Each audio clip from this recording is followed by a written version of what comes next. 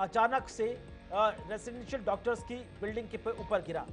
अब take off करते समय विमान गिरने के मुख्य कारण क्या है वो आप देख लीजिए। इंजन फेल होना।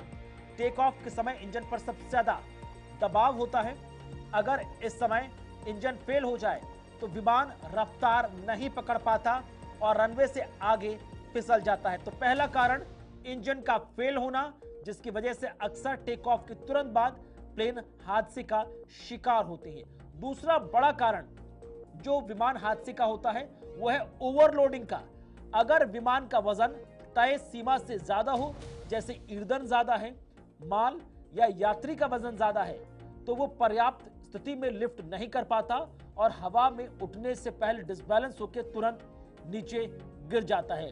दूसरा मुख्य कारण यह है ओवरलोडिंग, यानी पहला इंजन फेल और दूसरा ओवरलोडिंग। तीसरा जो कारण टेक ऑफ के तुरंत समय जब विमान गिरने के कारण बर्ड स्ट्राइक। टेक ऑफ के समय अगर पक्षी विमान से टकरा जाए, खासकर इंजन में, इससे इंजन तुरंत बंद हो सकता है और विमान क्रैश होने की संभावना बहुत होती है। दुनिया भर में ऐसे दर्जनों उदाहरण हैं हादसों के जब बर्ड स्ट्राइक की वजह से विमान हादसे का शिकार हुए हैं। चौथा महत्वपूर्ण कारण रनवे पर बाधा या गड़बड़ी। टेक ऑफ के समय रनवे पर अगर कोई जानवर आ जाए, गाड़ी आ जाए या तकनीकी अवरोध आ जाए तो विमान समय पर नहीं उड़ पाता, डिसबैलेंस हो जाता है, पायलट का कंट्रोल विमान से हट जाता है और विमान हादसे का शिकार हो जाता है। पांचवा कारण पायलट की गलती, पायलट एरर। पायलट इंस्ट्रूमेंट्स को सही से नहीं देखना या तेजी से खींचना, रोटेट करना, जिससे विमान स्टॉल कर सकता है।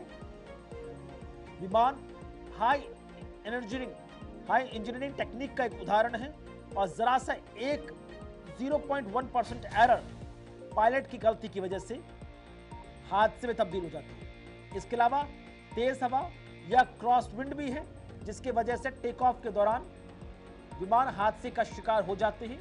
टेक ऑफ के समय जोर से अगर हवा चले और विमान को साइड से धक्का दे दे तो विमान का जो संतुलन टेक ऑफ के दौरान बिगड़ जाता है और अक्सर वो हादसे के जद में आ जाते हैं। अगला ब्रेकिंग सिस्टम या गियर फेल्योर, ये एक कारण है जिसकी वजह से अक्सर हम देखते हैं कि टेक ऑफ करते समय विमान हादसे का शिकार हो जाते हैं। अगर टेक ऑफ के दौरान अचानक रुकने की जरूरत पड़े और ब्रेक काम ना करे तो विमान रनवे से बाहर निकल सकता है और उसके बाद सामने जो भी ऑब्जेक्ट आता है उससे लड़कर क्षतिग्रस्त होता है और हादसा होता है।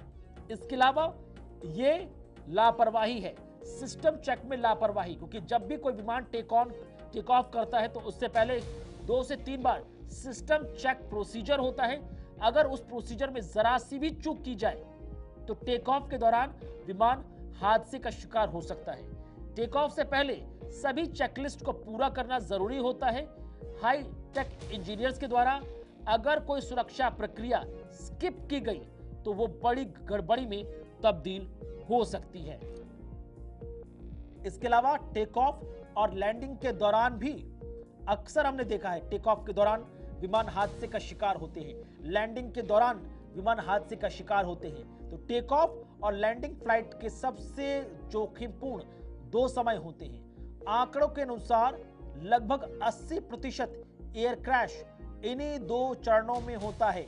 लिहाजा पायलट को हाईली कॉन्शियस होना चाहिए टेक ऑफ या लैंडिंग के दौरान, ताकि सब कुछ स्मूथ हो। और अभी जो एयर इंडिया का विमान 171 ये भी टेक ऑफ करता है और उसके तुरंत बाद ये बाउंड्री वॉल से हल्का सा जर्क ऑफ होता है। उसके बाद ये क्रैश होते हुए सीधे ठीक एयरपोर्ट से 15 किलोमीटर दूर बसे मेघानी नगर पर जाकर गिर पड़ता है।